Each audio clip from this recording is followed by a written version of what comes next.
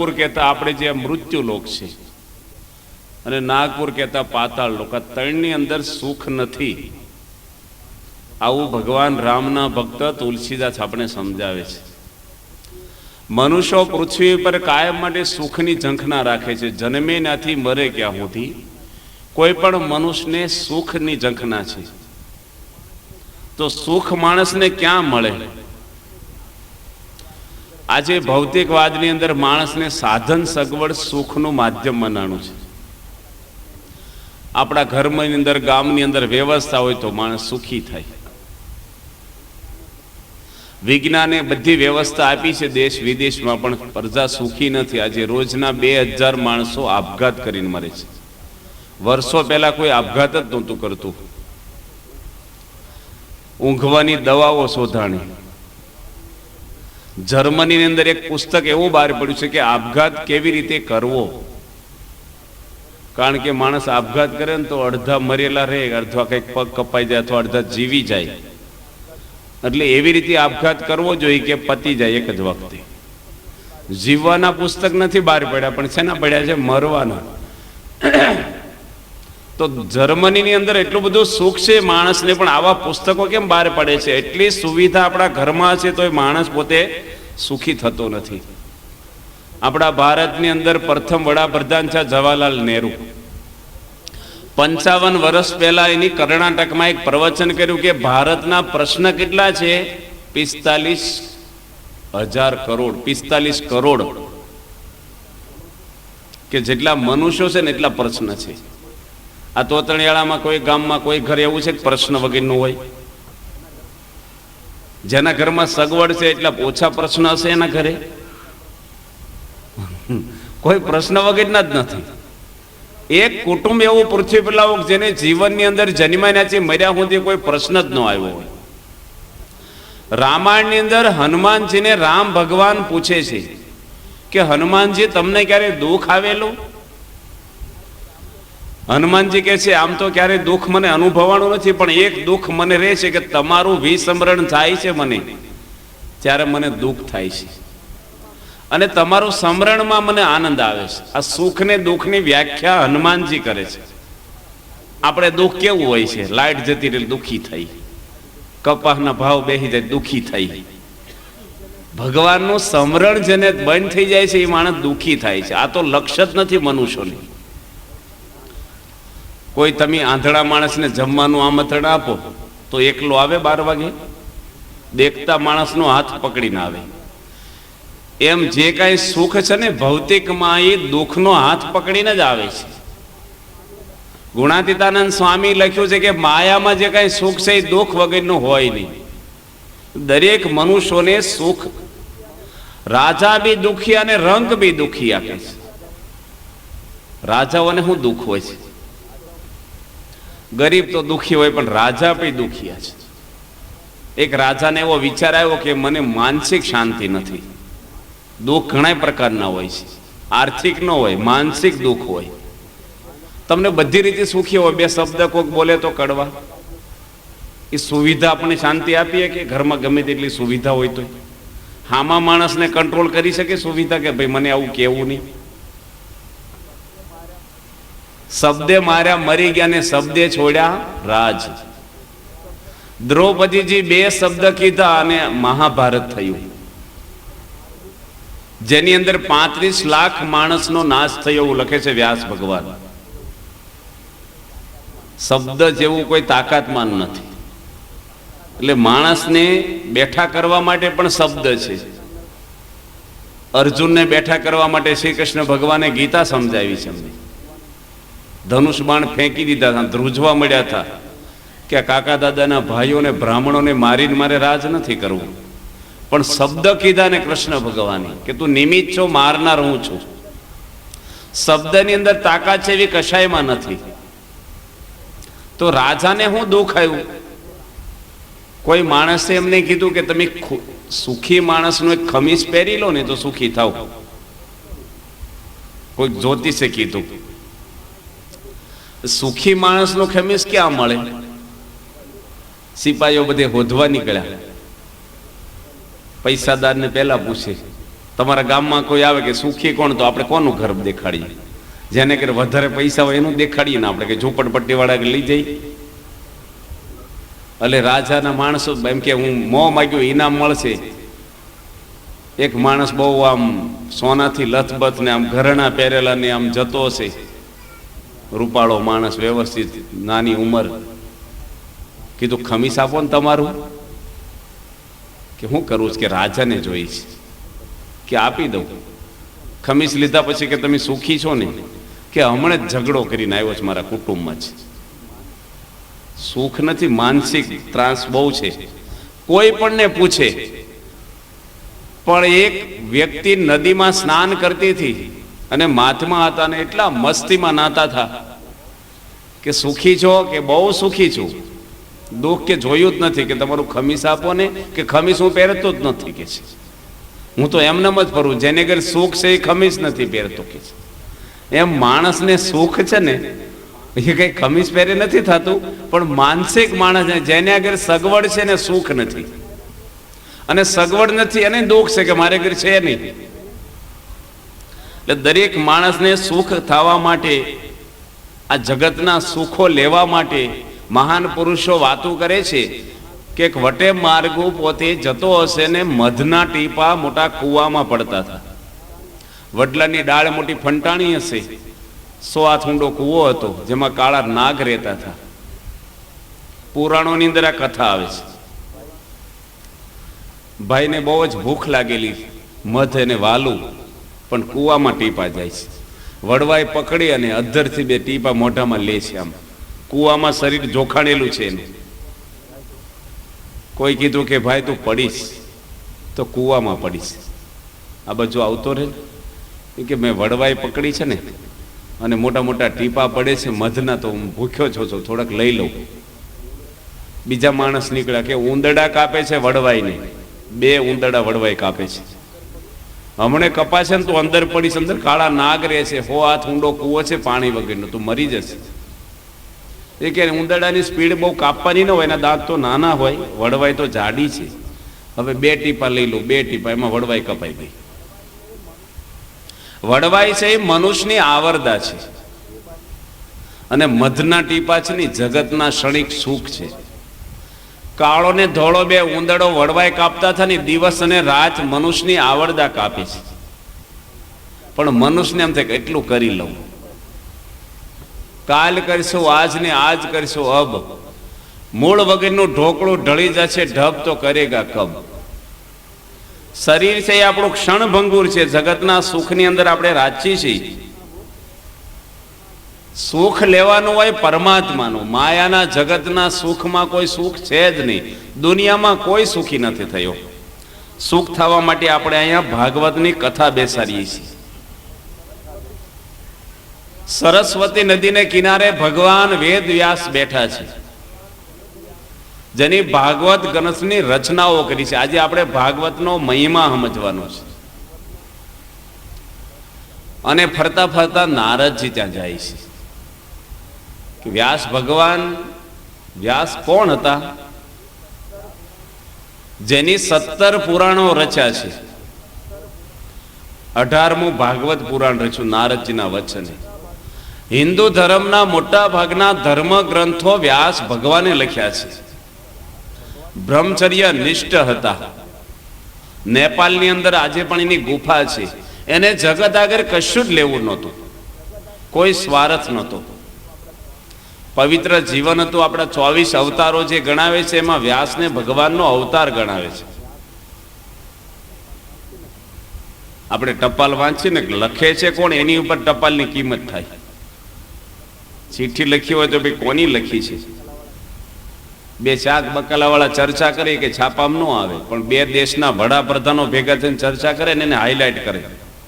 એમ વ્યાસ ભગવાને ભાગવત લખ્યું છે. વ્યાસ હતા કોણ?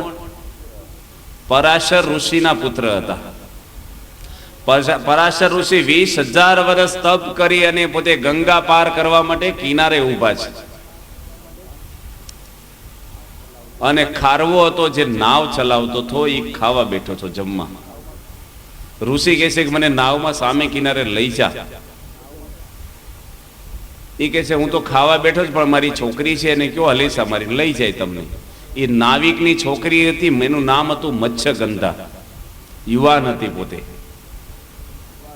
માછીમારની છોકરી છે.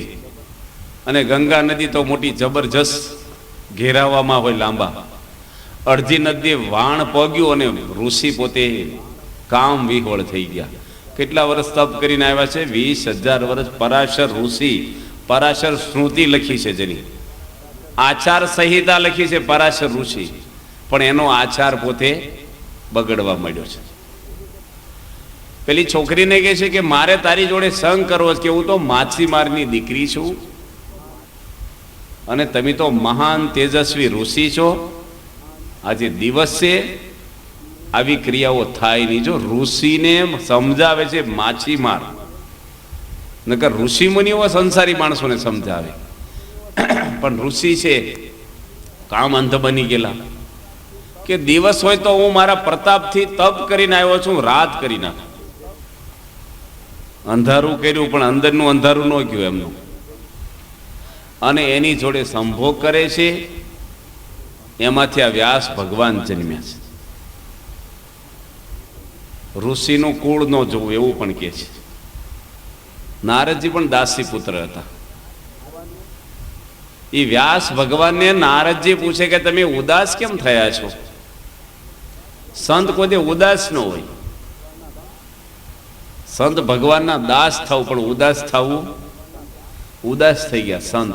સંતને કઈ હરખ શોખ હોય નહીં, કુટુંબિક, લૌકિક, આર્થિક, અને એને શું ઉદાસીનતા હોય? તમારે બધું અપડાઉન આવ્યા કરે સંસારમાં. સંસાર એવો છે ને, શેરડીનો હાંઠો ખાવ ને, એક કાતળી ખાવ ને ગાંઠ આવે, વળી કાતળી ખાઈને ગાંઠ આવે. સંસારમાં છે ને એમ કાંઈક નું કંઈક આવ્યા જ કરે. આમ શાંતિથી બેઠા હોય, કાંઈક પ્રશ્ન હાજે આવી જાય, એવી જોખમ છે બધું. સંતને તો કઈ હોય નહીં આગળ પાછળ. એટલે કેમ ઉદાસ તમે થયા છો? કે મેં 17 પુરાણો રચ્યા છે, મારા મનમાં શાંતિ નથી. શાંતિ એટલે આપણી જેવી મૂંઝવણ નહોતી વ્યાસની, કે આર્થિક, કુટુંબિક. એને છો કે મેં જીવોના કલ્યાણ માટે એટલા બધા ધર્મ ગ્રંથો રચ્યા છે, તો મારા મનમાં સંતોષ કેમ નથી? વ્યાસને નારદજી સમજાવે છે. મૂળ ભાગવત છે ને વિષ્ણુ ભગવાને સમજાવેલું છે બ્રહ્માજીને. સૌથી પહેલી આ દુનિયાની અંદર આ બ્રહ્માંડમાં કથા થઈ હોય ભાગવતની, તો વિષ્ણુ ભગવાનના મુખથી ભાગવત બ્રહ્માજીને સમજાવ્યું એવું ભાગવતમાં આવે છે. બ્રહ્માજી નારદને સમજાવ્યું છે. નારદજી પોતે વ્યાસને વાત કરે છે આ ભાગવતની, ચરિત્રોની. 4 શ્લોકનું ભાગવત હતું. અને વ્યાસ પોતે કોને સમજાવવાના છે? એના દીકરા સુખદેવજીને. અને સુખદેવજી રાજા પરીક્ષિતને છેલ્લે સમજાવે છે.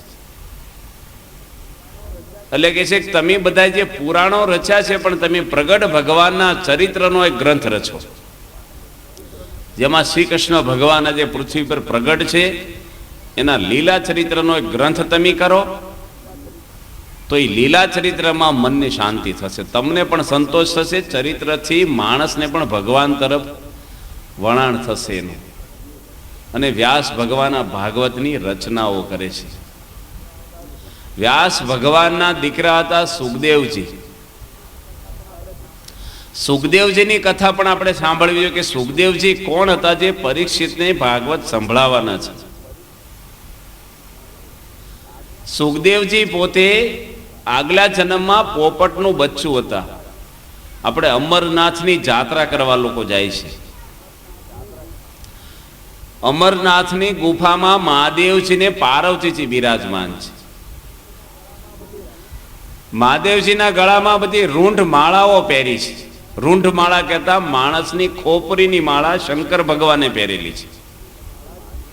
પાર્વતીજી પ્રશ્ન કરે કે મહાદેવજી, આ તમે માળા છે ને પહેરી છે? કે ખોપરીઓની માળા છે આ બધી, રૂંઢ માળા. કે કોની ખોપરી છે એટલી બધી? કે તારી જ ખોપરી છે આ બધી. તું મરી જાશો ને તારું હું ખોપરી મારા ગળામાં પહેરી લઉં છું માળા રૂપેની. એટલી બધી વાર હું મરી છું? કે હા. પાર્વતીજી કહે છે કે મહાદેવજી તમારી ખોપરીઓની ક્યાં છે?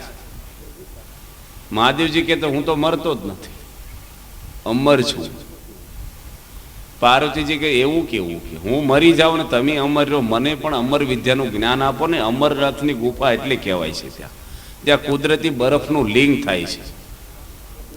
અને અમર વિદ્યાનું જ્ઞાન મહાદેવજી પાર્વતીજીને ત્યાં આપ્યું એટલે લોકો અમરનાથની જાત્રા કરવા જાય. જ્ઞાન કોઈ નથી સાંભળતું ત્યાં જઈને, ખાલી પગે લગીને પાછા આવે. તમે દવાખાનામાં આંટો મારીને પાછા આવો તો રોગ મટી જાય, રહોડામાં આંટો મારીને પાછા નીકળી ભૂખ જાય. તીર્થો આ રીતે જ થાય છે. એટલે માણસના પરિવર્તનો નથી થતા. પાર્વતીજી પ્રશ્ન પૂછો કે મને અમર વિદ્યાનું જ્ઞાન આપો, અને મહાદેવજી પોતે વિચાર કર્યો કે અમર વિદ્યાનું જ્ઞાન પાર્વતીજીને મારે આપવું છે, કારણ કે એને ભૂખ છે. પણ બીજા કોઈ સાંભળી ન જાય એટલે એની ડમરું વગાડ્યું. કારણ કે અમુક દવા છે ને અમુક માણસને જ દેવાની હોય. બાળકની દવા જુદી હોય, અમુક હઠીલા રોગ હોય, દવા અમુકને પછી જતી હોય ને સ્ટીરોઇડ વાળી સ્ટ્રોંગ ડોઝ આપે. એમ મહાદેવજી કે ભાઈ આ જ્ઞાન છે ને કોઈક અપાત્ર સાંભળી જશે, એટલે એની એવું જોશમાં ડમરું વગાડ્યું મહાદેવજી. એટલે બધા પ્રાણીઓ, પશુઓ, પક્ષીઓ, મનુષ્યો જે કાંઈ એટલા જોજનોમાં હતા ને બધા ભય પામીને ભાગી ગયા. અને પાર્વતીજી સાંભળે છે ને શંકર ભગવાન એને જ્ઞાન આપે છે અમર વિદ્યાનું. મૃત્યુ થાય જ નહીં. મરવું તો સુખદેવજી એવી રીતે કહે છે કે એવું મરવું કે ફરીને મરવું ન પડે. એ મર્યો કહેવાય માણસ. આપણે મરીએ ને એ ખોટું મરીએ છીએ, ફરીને મરવાનું જ પાછું જન્મી. પણ માણસ એવી રીતે મરે કે ફરીને એને મૃત્યુ જ ન આવે. મહાદેવજી જ્ઞાન આપવા મળ્યા અને થોડી વાર પછી હોંકારો છે ને કોઈ બીજે આપ્યો. કથામાં પેલા હોંકારા હરે હરે કરતા પહેલાના જમાના. અત્યારે મજા ન આવે કોઈક વચ્ચે આવું બોલે તો. મહાદેવજી વિચાર કર્યો કે અવાજ કેમ બદલાઈ ગયો, કારણ કે આંખો બંધ કરીને જ્ઞાન આપતા છે. અને જોયું તો પાર્વતીજી પોતે ઊંઘે છે. આ કથામાં ઊંઘે આવે. અમુક ઝીણું જ્ઞાન એવું હોય ને તમને દ્રષ્ટાંત પ્રસંગ કે અમુક કે એવું ન કે ને એટલે માણસને ઝોલા ચડે. અને કથા છે ને ભક્તાણી છે. નિંદ્રા દેવી આવે ને કુંભકર્ણમાં માગી લીધું એટલે માણસને સેજે સેજે ઊંઘ આવે. કથાનો અવળો અર્થ શું થાય? થાક લાગે. થાક ઉતરે ખરો હોય. અહીં બેઠા હોય શાંતિથી એટલે સેજે સેજે માણસને આંખો ઘેરાય.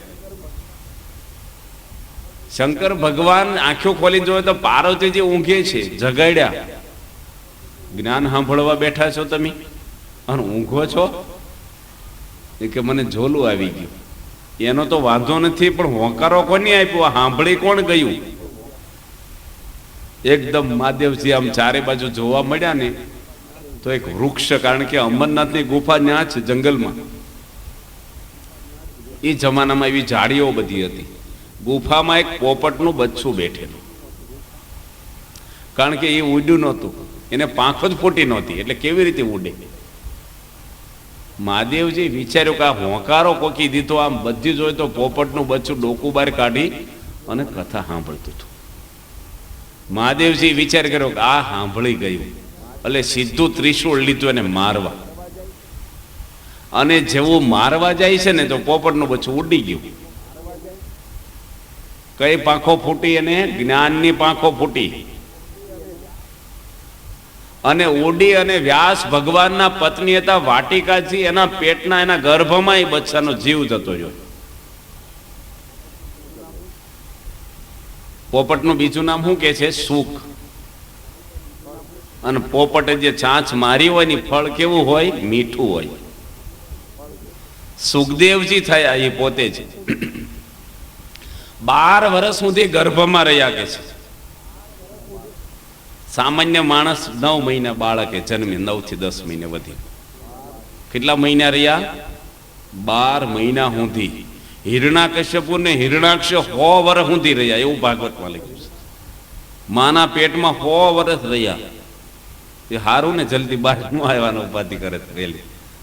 એટલે સુખદેવજી પોતે માના પેટમાં છે ને વ્યાસ ભગવાન કેશી વ્યાસના દીકરા થયા ને. વાટિકાજી વ્યાસના પત્ની હતા.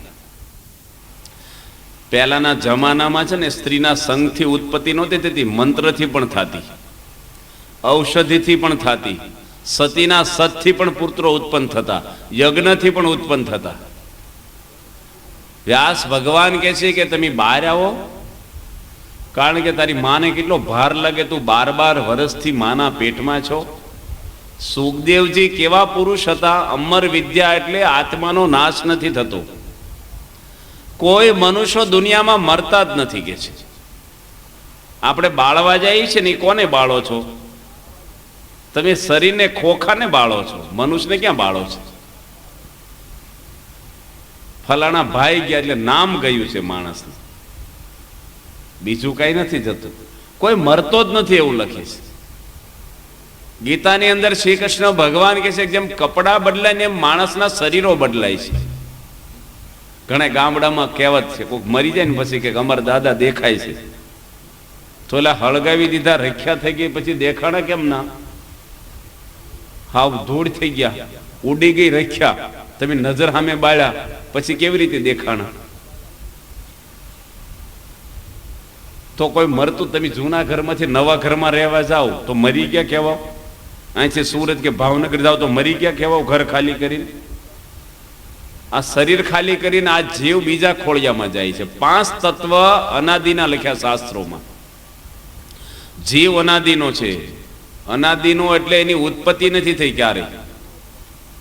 આ મકાનની ઉત્પત્તિ, તમારું ગામ અનાદિનું નથી, કારણ કે ગમે ત્યારે યુગો પહેલા પણ બનેલું ગામ છે આ.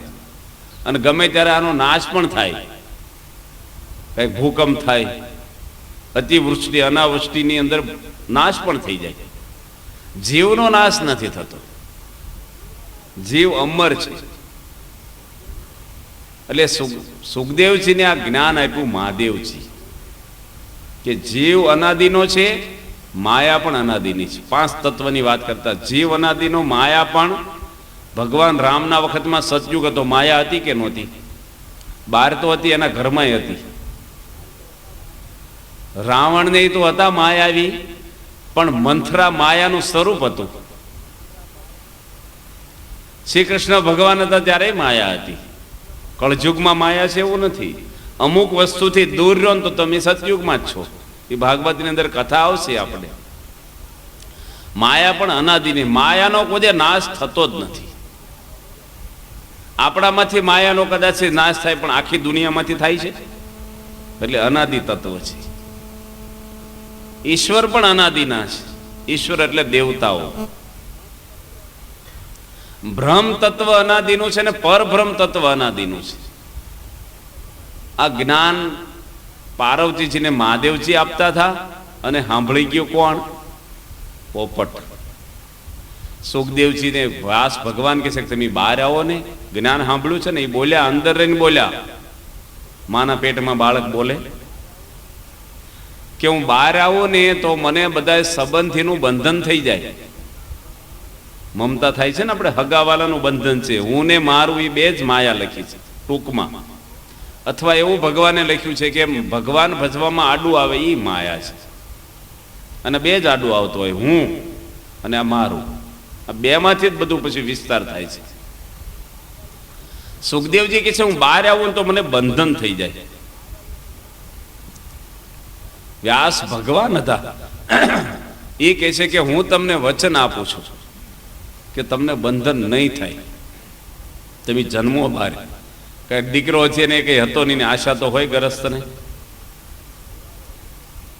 અને જેવા સુખદેવજી જન્મ્યા ને એવા દોડવા મળ્યા કે છે. માણસ ને દુનિયામાં એટલો કમજોર હોય છે ને કે એને ચાલતા 10 મહિના લાગે છે. ગાયનું વાછડું જોજો, જન્મે ને બીજે દાડે હાલવા મળે, તરત ઊભું રહેવા મળે આમ થોડી વારમાં જ. અને મનુષ્યને બેહતા શીખવાડવો પડે, પડી જાય બેસી નો એક. સુખદેવજી તો એવા સિદ્ધ પુરુષ હતા ને, જેવા જન્મ્યા એવા દોડવા જ મળ્યા. વ્યાસ ભગવાન પાછળ દોડે છે. જો બંધન કોને થયું? વ્યાસને થયું. વ્યાસ બોલ્યા હું તમને કહું છું બંધન નહીં થાય, પણ એને જ થયું. અપસરાઓ બધી સ્નાન કરતી હતી એક સરોવરમાં. સુખદેવજી નીકળ્યા તો કપડા ના પહેર્યા એને, પણ વ્યાસ નીકળ્યા ત્યારે કપડા પહેરી લીધા. વ્યાસ પ્રશ્ન પૂછે છે કે આ મારો દીકરો નીકળ્યો આગળ કેમ કપડા નો પહેર્યા, મારને લઈને પહેર્યા? કે કે સુખદેવજીની દ્રષ્ટિમાં સ્ત્રી પુરુષ એવો ભેદ જ નથી. જે સુખદેવજી પરીક્ષિતને કથા સંભળાવવાના છે, સુખદેવજી કોણ હતા? જનક રાજાના દરબારમાં સુખદેવજી એ જાય છે, એવો પ્રસંગ આવે છે અને નારદજી પણ સાથે ગયા છે. બે એક સાથે પહોંચી ગયા છે. જનક તો મહાન હતા અને જનક રાજા મૂંઝાઈ ગયા કે આ બેવ મહાન પુરુષો આવ્યા છે, તો પેલા પૂજન કોનું કરવું આમાંથી?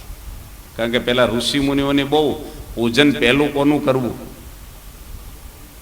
એની પત્ની જનકની કહે છે, કેમ મૂંઝાવ છો? કે નારદજી પણ આપણે ત્યાં પધાર્યા છે અને સુખદેવજી પણ આવ્યા છે, તો પહેલા મારે પૂજન કોનું કરવું? આપણે ત્યાં સંતો આવ્યા તો પૂજન તો કરવાનું છે. પહેલાના રાજાઓ તો બહુ આદર ભાવ આપતા સાધુ સંતો ઋષિઓની. પેલા સંતો એવા હતા ઊંચી ક્વોલિટી, બધું ભેગું જ હતું સરખું. અત્યારે બધું સરખું એવું છે. એની પત્ની કીધું કે તમે મૂંઝાશો નહીં, હું તમને એનો પ્રશ્નનો જવાબ આપી દઉં. પેલા કોનું પૂજન કરવું? અને રાણી તો શણગાર સજેલી તૈયાર હોય, સીધી જ જઈ અને બે હિંડોળે બેઠેલા સુખદેવજીને નારદજીની વચ્ચે જઈને બેસી ગઈ જનકની પત્ની. નારદજી ભાગ્યા અને સુખદેવજી બેઠા રહ્યા. જનકની પત્ની કહે છે કે આ સુખદેવજીની પહેલી પૂજા કરો. કે નારદજીને ખબર છે કે આ સ્ત્રી છે ને મને કદાચથી આભડછેડ તો ન કહેવાય, પણ કાંઈક મને મનમાં આઘું પાછું થશે. અને નારદને એકવાર થયું છે એવી કથા આવે છે. અને સુખદેવજીની દ્રષ્ટિમાં સ્ત્રી હું ને પુરુષ હું ભાવ જ નથી. કારણ કે સ્ત્રી છે એ પણ હાડપિંજર છે, ચામડું મટ્યું છે, અને પુરુષ પણ એ છે. આ કીડીઓ જતી હોય આપણે લાગે, યુવાન કોણ ને બાળક કોણ, રૂપાળી કોણ. મહાન પુરુષની દ્રષ્ટિમાં કોઈ ભેદ જ નથી હોતો. તો આવા સિદ્ધ પુરુષ સુખદેવજી હતા, જે પરીક્ષિત રાજાને કથા સંભળાવવાના છે. એ સુખદેવજી જ્યારે ભાગ્યા નહીં ત્યારે વ્યાસ ભગવાન વૃક્ષોમાં રહીને બોલે છે કે હે પુત્ર તું ઊભો રહી. સુખદેવજી વૃક્ષોમાં રહીને જવાબ આપે છે. મહાન પુરુષો ગમે તેમાં પ્રવેશ કરી શકે. વ્યાસ ભગવાન કહે છે કે તું ગુરુ કરીને તો જનક રાજાને કરજે, જા તો ભલે જા. સુખદેવજીને વિચારજો કે રાજાને મારે ગુરુ કરવાના?